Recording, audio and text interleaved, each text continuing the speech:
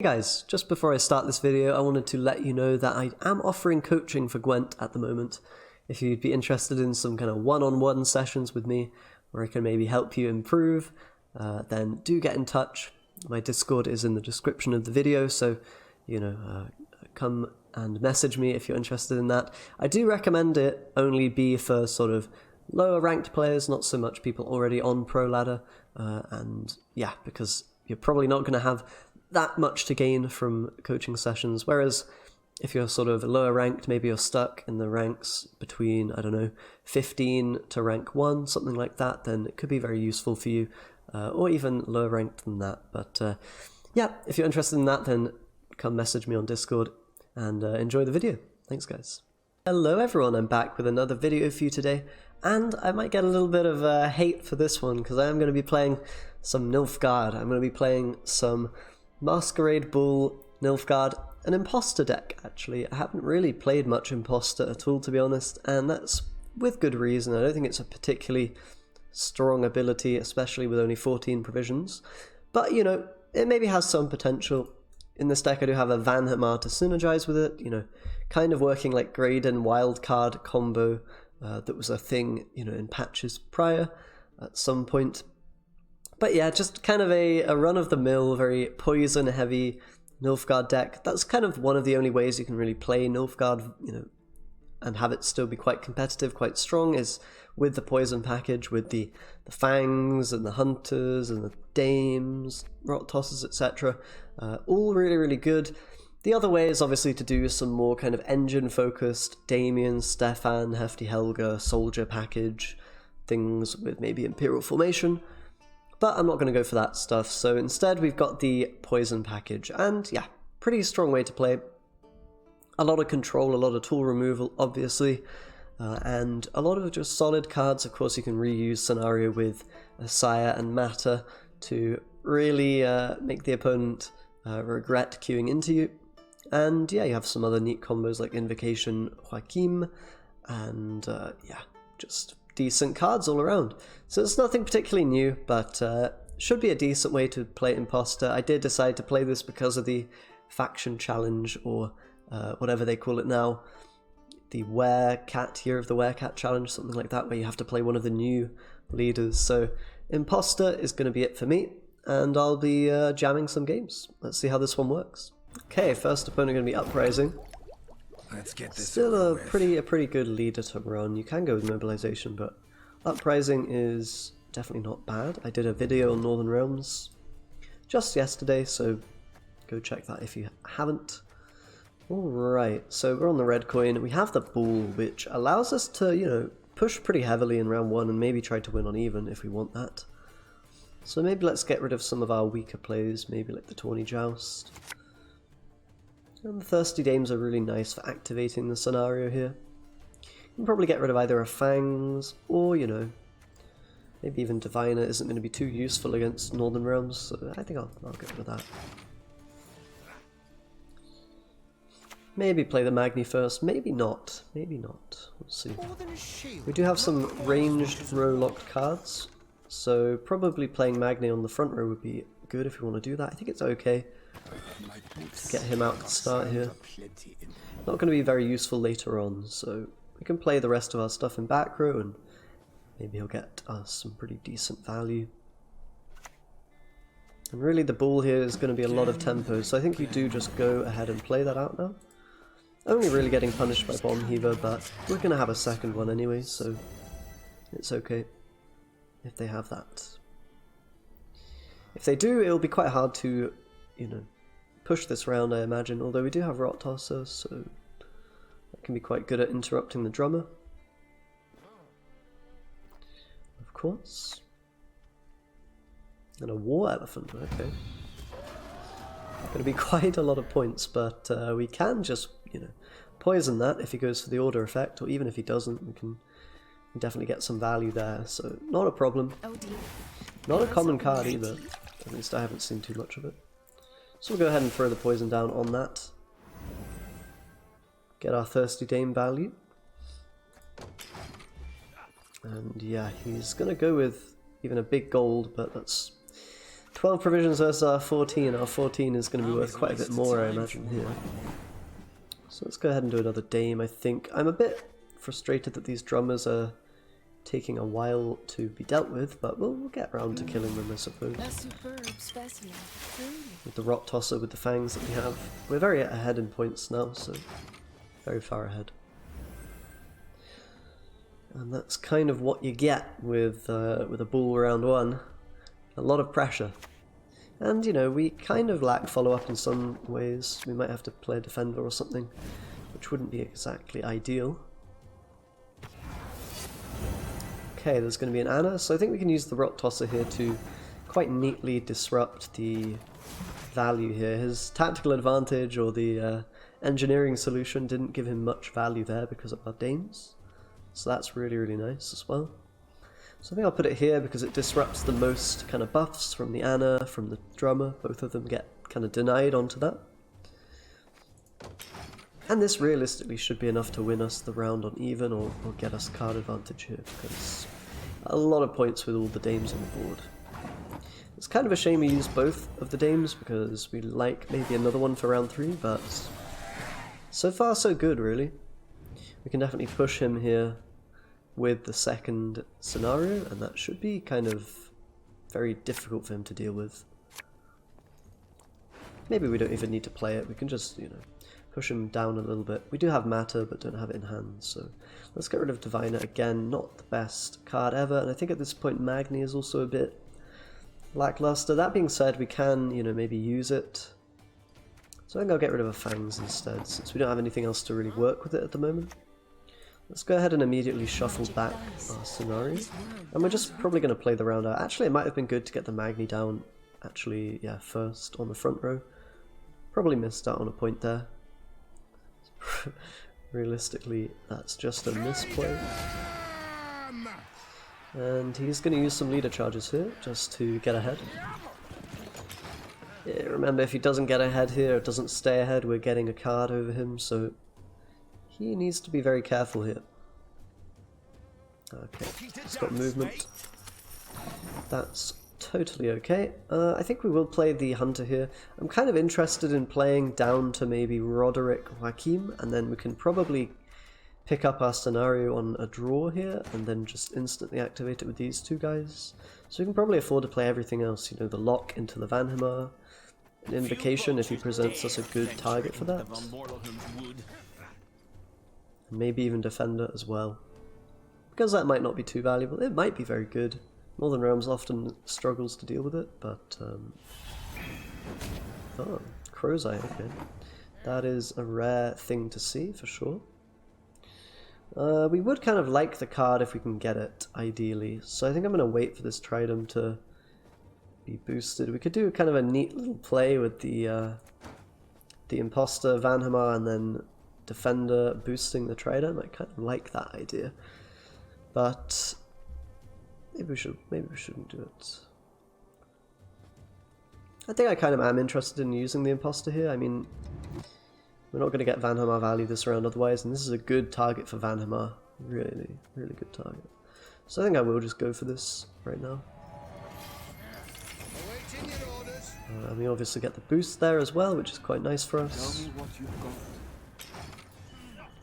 And I have a feeling his deck is quite enjoying boosting the Tridents because he is playing Engineering Solution, Anna, the drummers, so that's typically is telling you that they're interested in Trident. And he might have Kira and, yeah, Corvo, stuff like that as well to think about. Another entry in the Chronicles. So yeah, the Trident play here is quite cheeky. We get quite a bit of extra kind of value from it. The question is, do we want to play it on now? I think probably going with Fion is okay here. Just to get an extra Trident point. It's a 7-point play. I mean, it might be better to just hold on to him. I'm really just trying to find a good invo target, but we can always invo next round with Joachim, so that's okay, I guess. We could also invo the Corvo and Joachim it, but that's probably not going to be good enough here. I think I'm just going to take my card now. We got his leader. And we got the Corvo, which is kind of a scary engine. Presumably there's going to be a few more of those kind of engines, like Priscilla, Dandelion, definitely possible. But here I think we're trading quite well. You know, we played a lot of bronzes in exchange for a couple of golds. I mean, it was a pretty fair trade in terms of the cards, but we did gain a card over him, so that's just because we won on even. So we do have to draw a scenario here, but that's pretty damn likely with the Matter, with the Roderick, to find either Matter or the scenario as well. Get rid of the Diviner again, and then Tawny Joust is also not too good. So mulligan both of those. Who said anything about killing? I thought Okay, Nathaniel. Degree, but still. Do we care about that? I mean, probably not enough to just play a Tawny Joust here. I think we should probably just go ahead and Matter. Get ourselves the option to find the bull and maybe use that. We have a lot of stuff going on here with the aristocrats. But definitely some very good imposter value in that last round. That was really quite cheeky. Rumors travel faster than the wind. With the Van Hamar. Okay, Dandelion we could just remove with Invocation. I think I will want to do that here.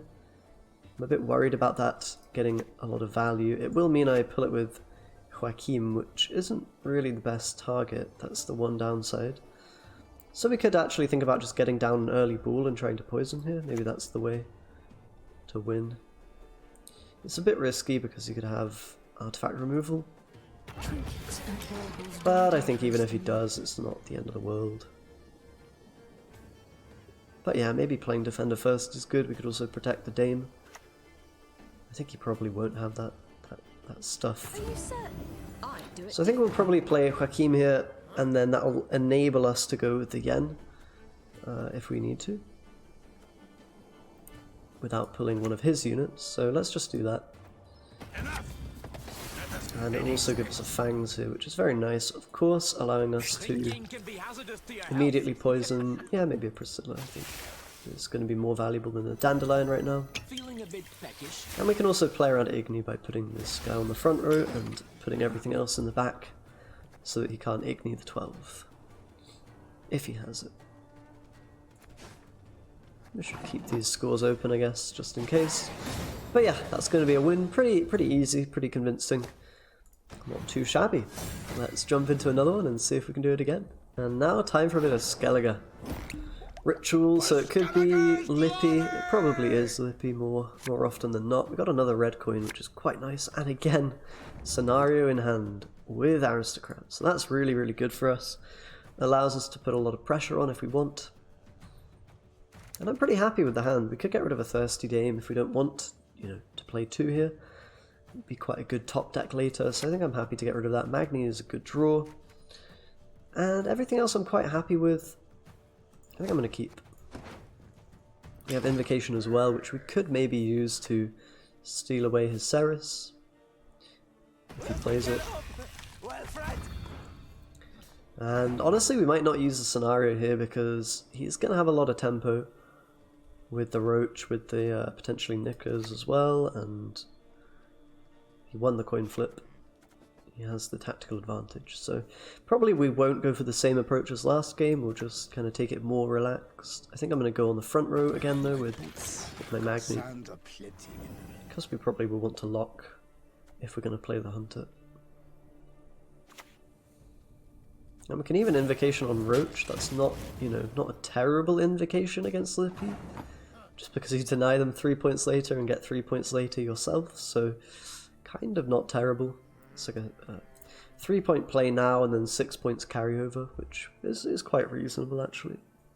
Especially if he buff his Roach or something, then the Invoke becomes very tempting. In fact, we don't have too many plays that are looking great right now. We would like to put a bit of pressure on so that he's forced to play good cards. So maybe we can play 1 ball here. It's probably not too bad of an idea. Then again, we do miss out on some power. So maybe let's just play it slow for now and play a Hunter. This pretty much commits us to not using the bull this round, but I think that's what we want to do anyway against Lippy. Because it makes us push round 2 a lot weaker, and then I think we're okay in a long round. We should have more value than him with all our poisons and things. You shan't get through. I think I'm actually going to take the Roach here. I think that's actually worthwhile.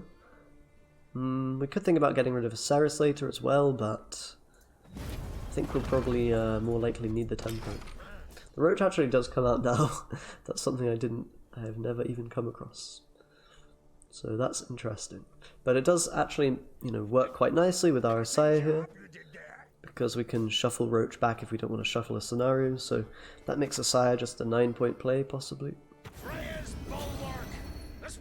He's just kind of playing bad cards right now, so we might want to push on here with something like the Rot Tosser. I think I'm going to do that.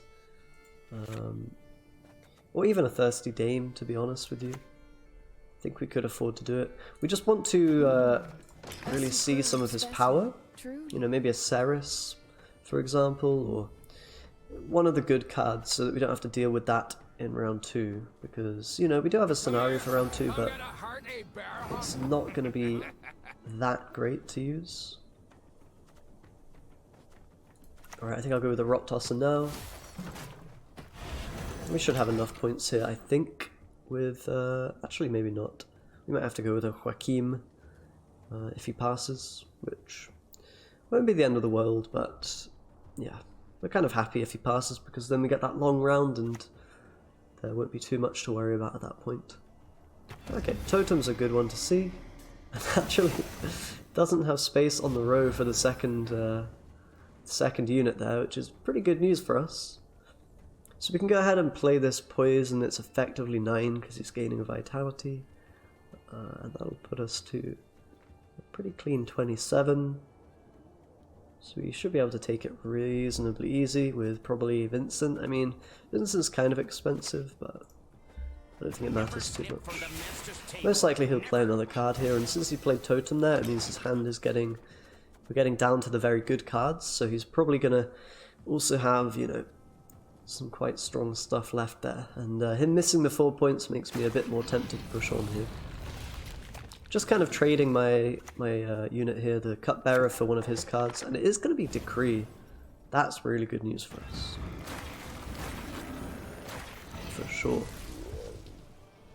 So one thing about allowing him the control of round 2 is he is going to be able to push me quite hard and potentially get the scenario and a Sire from me and leave me without a scenario for round 3, which could be kind of a problem, but if he does that, he's probably going to lose a card. So I think that trade-off is okay for us, considering we have probably a stronger leader than him for round 3.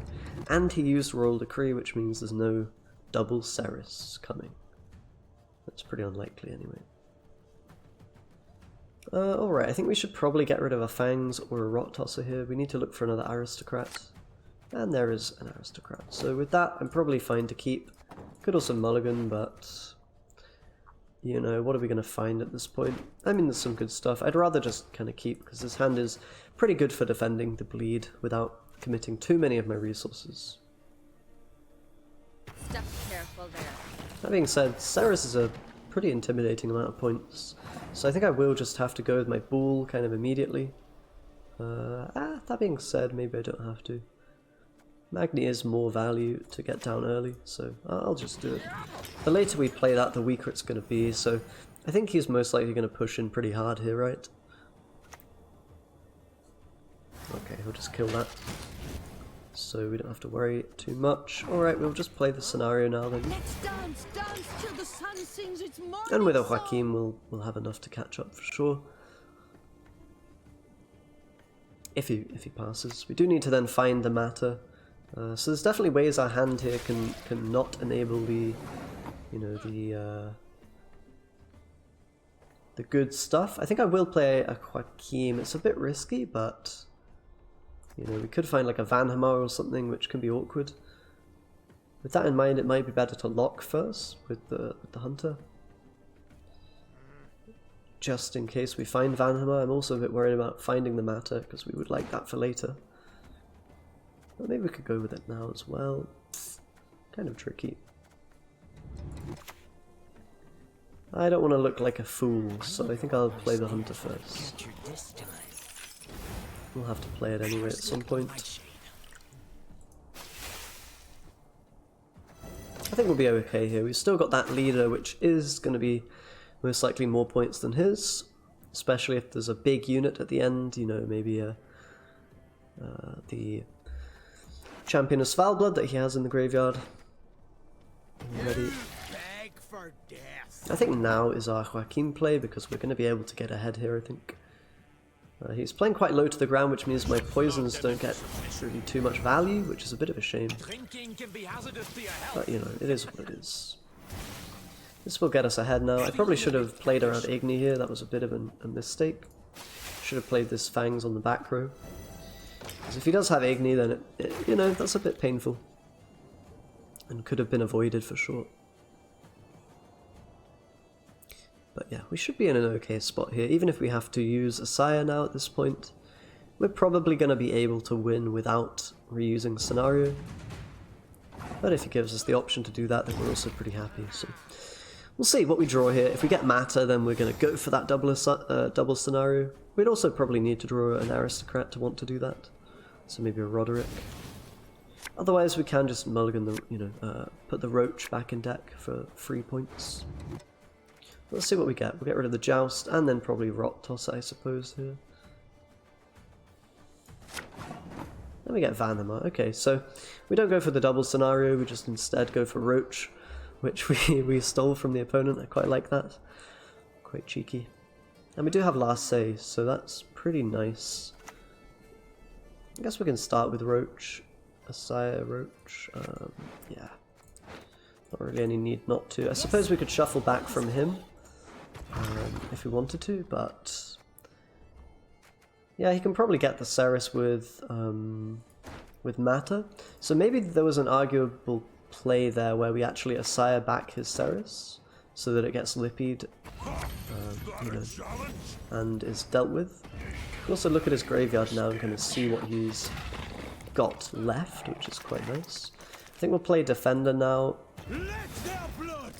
This one's quite annoying to deal with. Having the Last Say is really nice if he goes Tool, because then our Imposter Vanhammer combo is going to be really good. If he doesn't, then it's obviously not going to be quite as strong. We have the Vincent on Morkvarg right now, which is really decent. And then Morale will probably get his value somewhere as well. First we'll go Thirsty Dame, I think. Don't ask a lady her age. It's And we can, you know, if I knew the deck list exactly, I could predict what he would have here, but my brain is not fast enough to do that. It is going to be a Matter, which is kind of expected, and we get a Poison, so that's a really, you know, not a very good Matter for him there. Not very good at all. So I think now we'll probably take our Vincent value on Knickers. It doesn't really get much better than that. I mean, maybe it does, but I mean, maybe it does. Because we have kind of an abundance of poison here, right? So the Vincent can act as a second poison, so we may as well Morale first, realistically.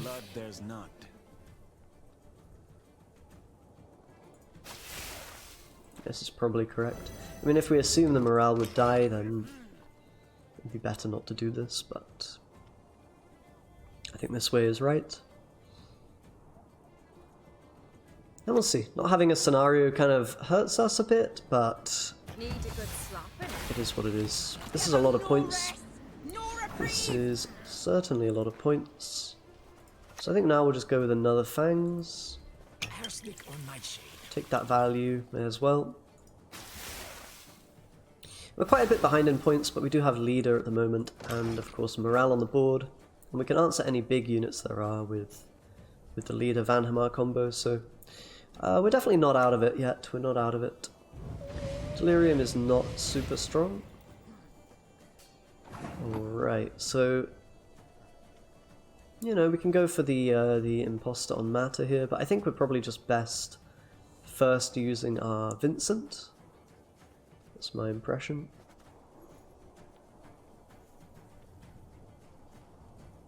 Yeah, that should be fine, right? And then the last play is what it is. All gentlemen have their vices. Probably should play it on back row, I think, at this point. So our last play should be answering his card here, plus a few points, right? From the Morale, from the Leader as well. The Leader's worth kind of 8 right now. Igni does come down, which is worth a pretty decent amount actually. We'll see if we have enough here to take it. We do also get the lock, which busts the Thirsty Dame, so I think we should be okay here.